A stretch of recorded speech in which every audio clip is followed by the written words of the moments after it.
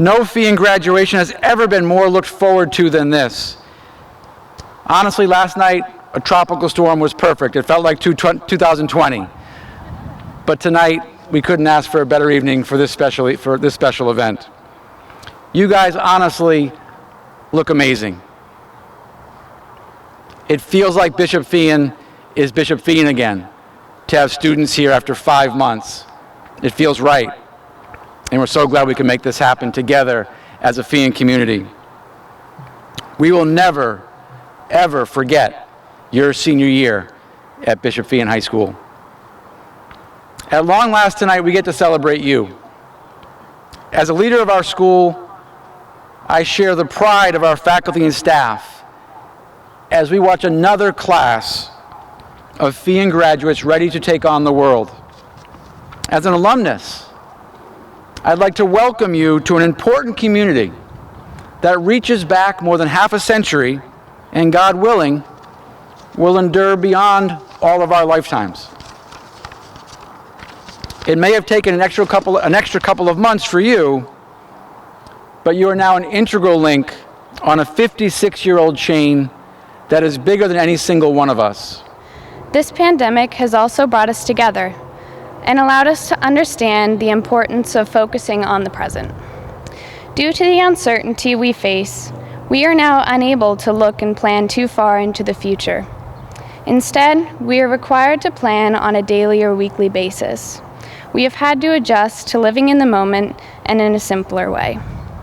The superfluities in our lives have been stripped away, showing us what is truly important. We have been able to gain appreciation for those who care about us, and many of us have been able to more fully appreciate the beauty of nature in ways we didn't have time for before. Furthermore, we have learned that it will be the people who will work hard, who will develop the policies and medical science to prevent another situation of this caliber.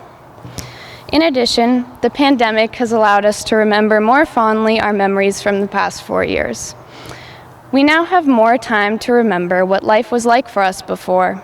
We can look back on 4 years of homecoming, of athletic contests, of slightly overpriced but nevertheless delicious cookies, of hours in the Ark with Mrs. Esposito Smith, of sharing favorite quotes from our teachers, and of spending time with our friends.